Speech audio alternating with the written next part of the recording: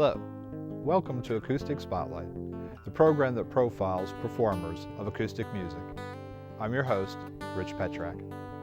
Today's spotlight falls on a singer-songwriter from Orlando, Florida, Sean Moore. Try spells, witchcraft,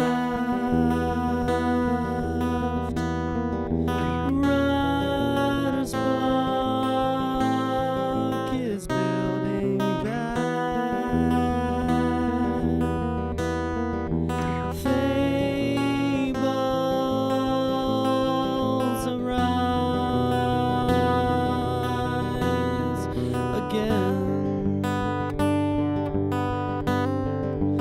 Long white river ends,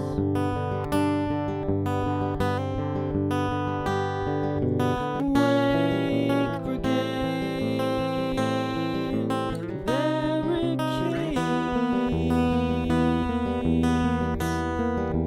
held up by electric tape. Troubles arise again. Long white river ends, long white river ends, long white river ends.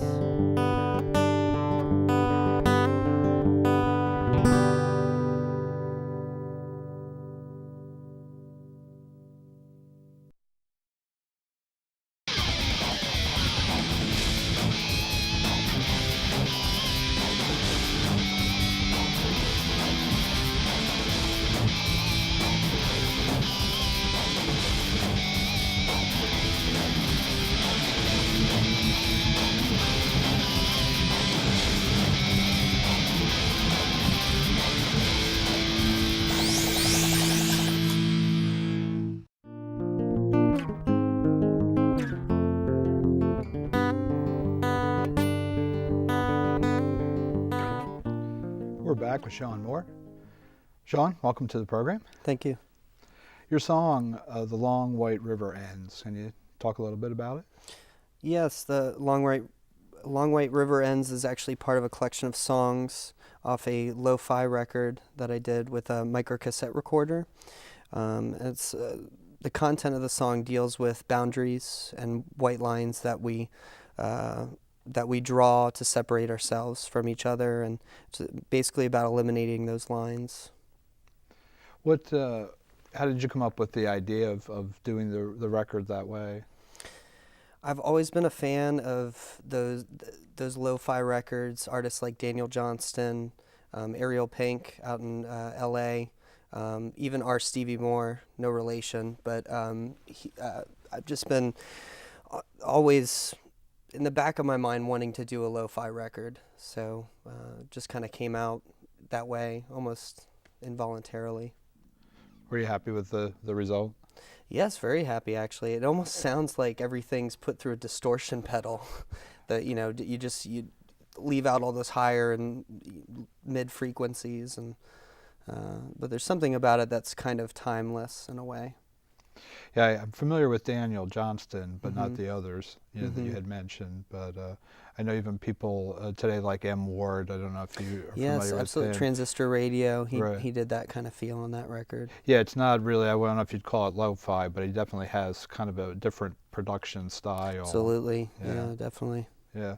Now, I understand you're proficient on a number of different instruments besides the guitar, right? Yes, I'm classically trained on the violin. I started playing the violin when I was 5, kicking and screaming my way through lessons. I used to get kicked out of my violin lessons about 5 when I was 5 and 6. Barely remember that, but I ended up loving it, and I still play. I played in various orchestras, and I played up at FSU. That was my primary instrument, still is to this day.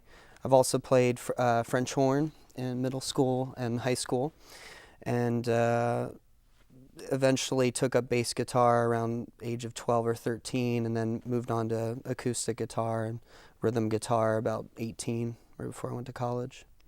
So as far as your songwriting goes, is that, when you took up the guitar, is that when you started to dabble in that? That's when I really got serious with it, I think. I was writing songs on my bass guitar when I was younger, but I mean, obviously the chord structure isn't as complex on a bass. You're just doing root notes or, walking patterns or whatever. But it was nice having that start on bass guitar kind of to develop the chords I would later use.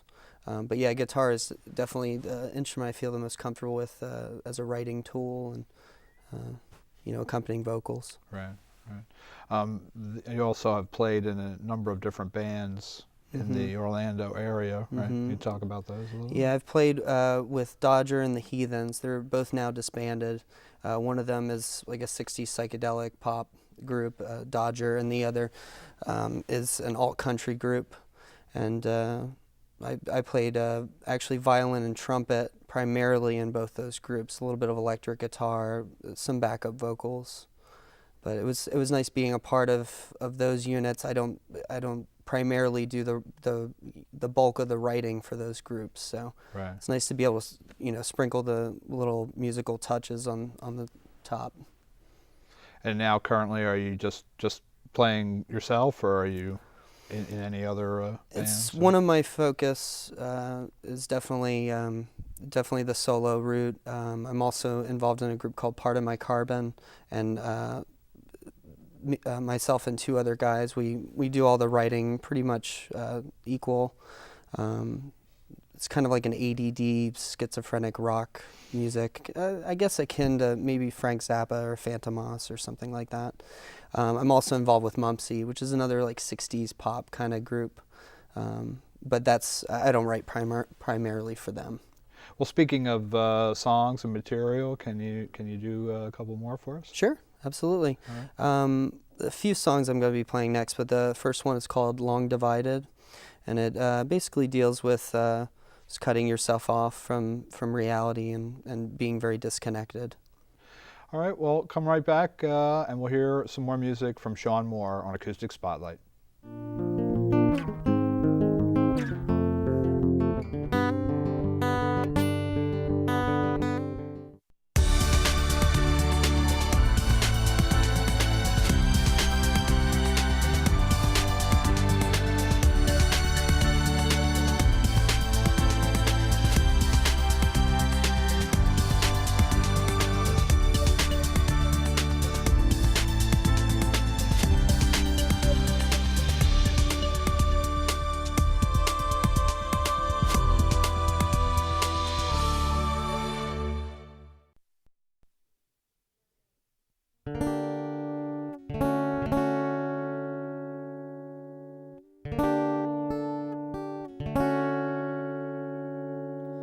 It's time to say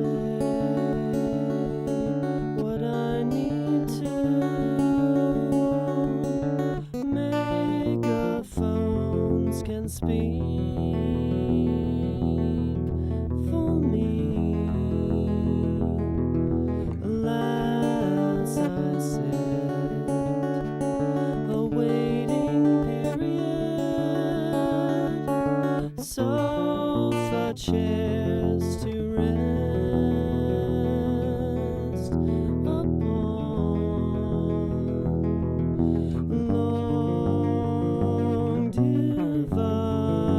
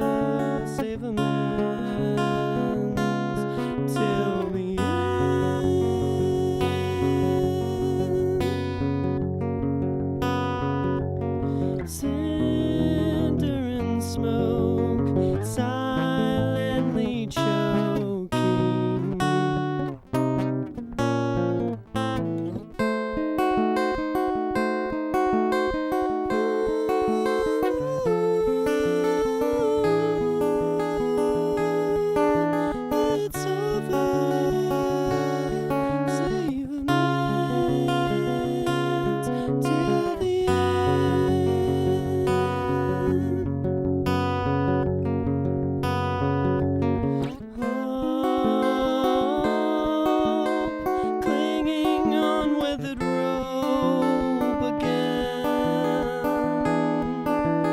It's over. Save amends till the end.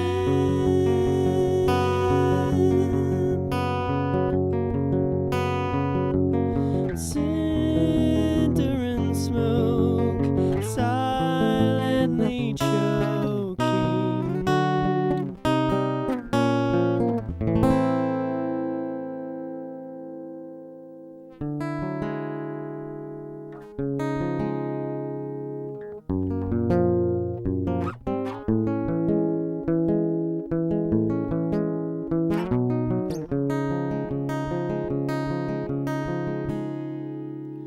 Do without those who will prophesize when you will come alive. Do it now. Remove all shred of doubt that you're not seeking out. Hope comes to many of the few. Wait allow peace together now. I forgot. Be with you can break. Conscience was a big mistake that we never meant to make. Let's bow down, hands out to the greater crowd. I call thin the clouds.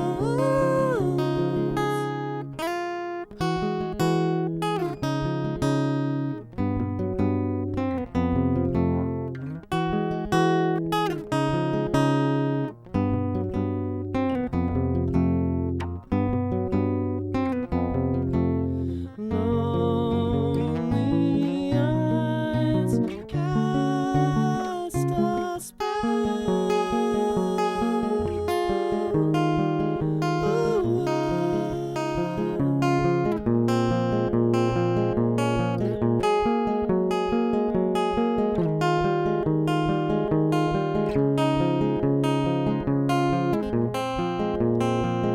In love, all we shared, may we never be impaired. In love, all we shared, may we never be impaired. In love, all we shared, may we never be impaired.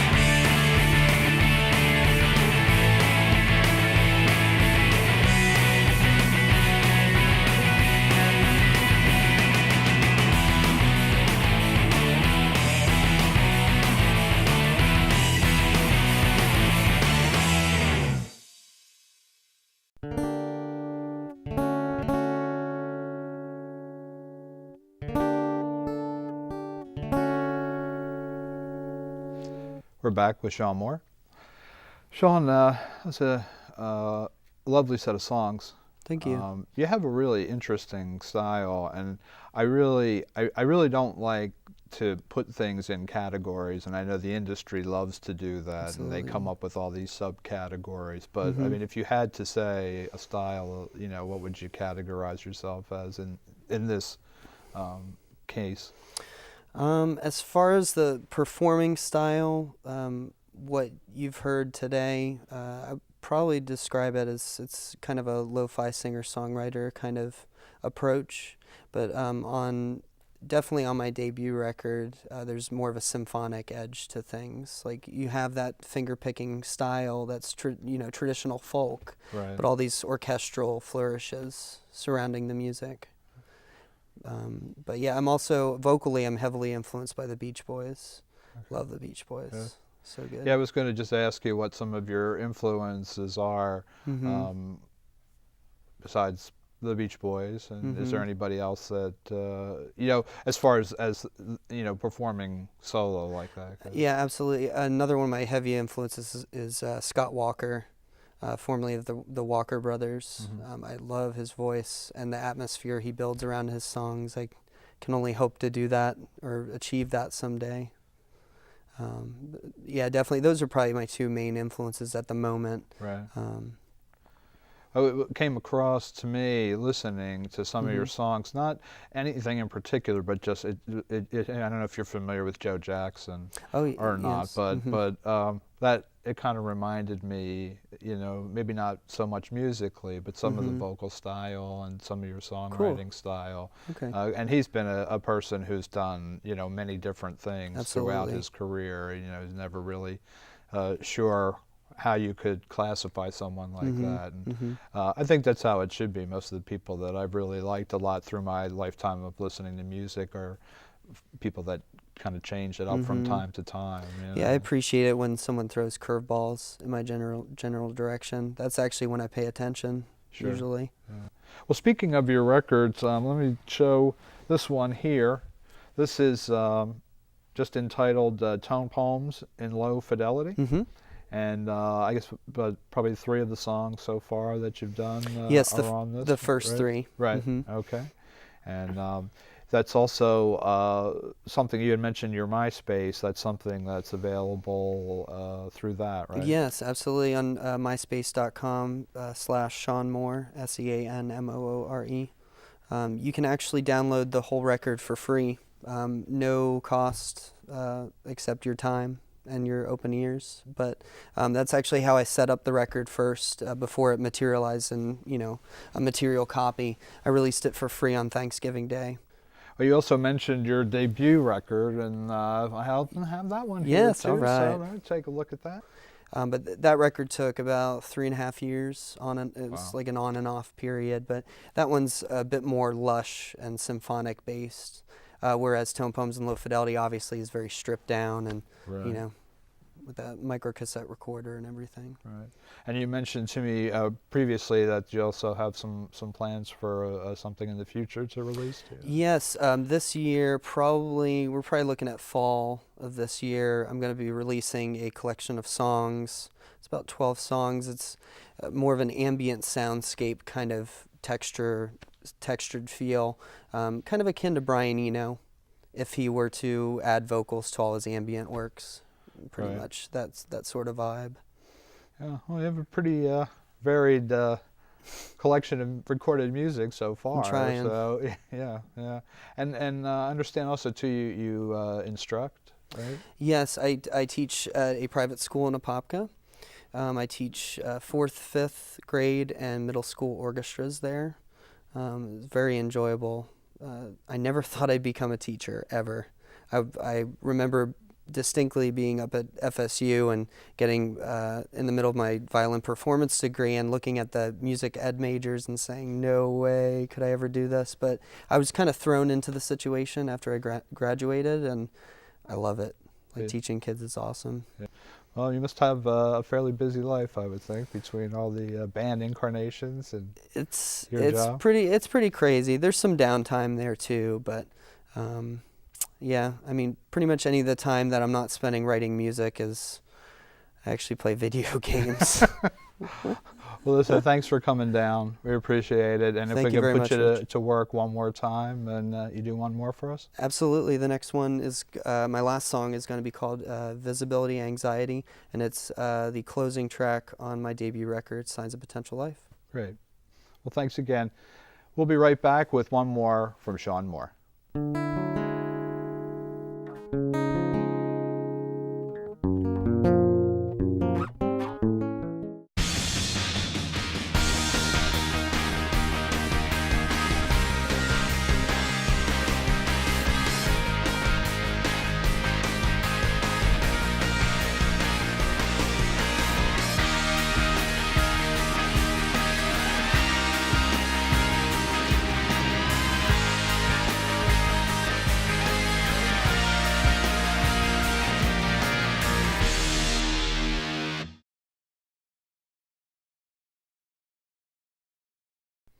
Well, that's our program for today. I'd like to thank Sean Moore for stopping by, and thank you for tuning in. Let's hear one more from Sean, and we'll see you next time on Acoustic Spotlight. I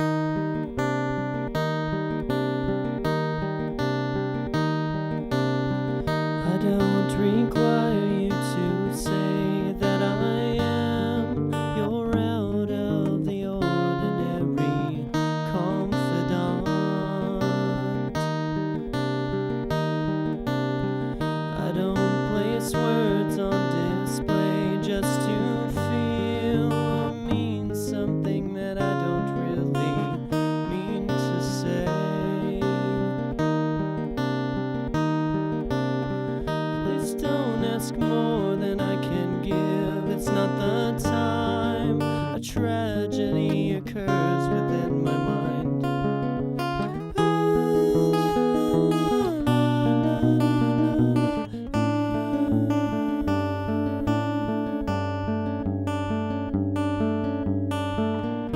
I can destroy beyond repair the things I seek.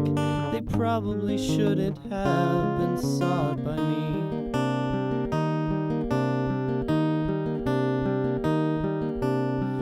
I can